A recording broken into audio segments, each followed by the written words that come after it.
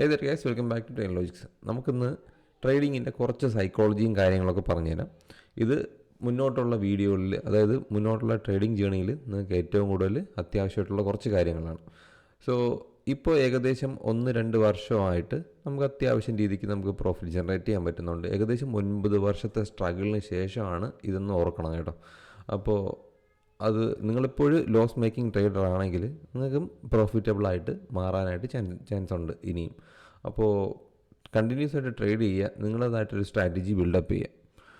എന്നിട്ട് ഒരു പ്രോപ്പറായിട്ടൊരു മെൻറ്ററിനെ കണ്ടെത്തിയിട്ട് അവരുടെ ഗൈഡൻസും നോക്കുക. ഞാൻ ഏകദേശം 3-4 കോഴ്സ് ഞാൻ തന്നെ ചെയ്തിട്ടുണ്ടായിരുന്നു. അത് തന്നെ ഞാൻ വേറൊരാളുടെ അണ്ടറിൽ പഠിക്കുകയായിരുന്നു ചെയ്തത്.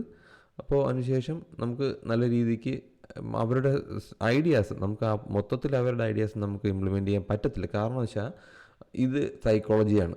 നമ്മളുടെ ട്രേഡിംഗ് രീതി പോലെ ആയിരിക്കത്തില്ല അയാളുടെ ട്രേഡിംഗ് രീതി, നമ്മൾ പഠിപ്പിക്കുന്ന ആളുടെ ട്രേഡിംഗ് രീതി.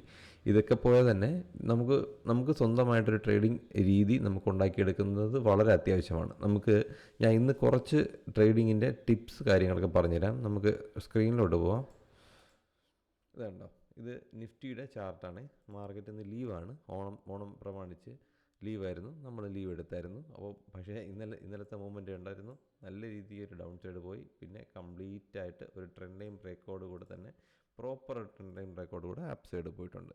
സോ നമുക്ക് ലെവൽസ് ഒന്ന് നോക്കാം എന്തൊക്കെയാണ് ഇപ്പോഴത്തെ നിലവിലുള്ള കണ്ടീഷൻ. കഴിഞ്ഞ 2 ദിവസത്തെ തന്നെ നല്ല രീതിക്ക് മാർക്കറ്റ് അപ്പ് സൈഡ് പോയിട്ടുണ്ടായിരുന്നു. ഗ്യാപ്പ് അപ്പ് തന്നിട്ട് അവിടെ നിന്ന് മാർക്കറ്റ് ഗ്യാപ്പ് താഴോട്ട് വീണ്ടും വന്നുകൊണ്ടിരിക്കുകയാണ്.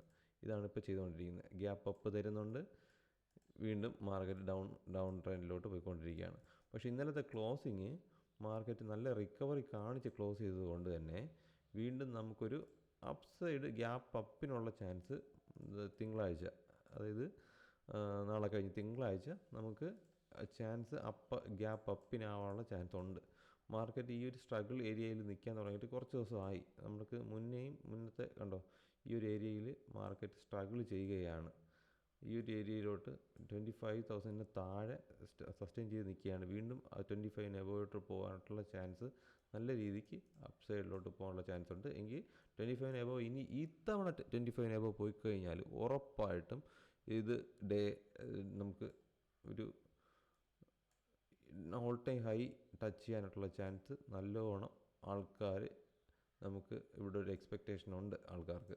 അപ്പോൾ ഇത്തവണത്തെ ഹൈ ചിലപ്പോൾ അതിനുള്ളൊരു മാർഗം കാണുന്നുണ്ട്. ഹയർ ടൈം ഫ്രെയിമിൽ ചെറിയൊരു ട്രെൻഡ് ലൈനും കാണുന്നുണ്ട്.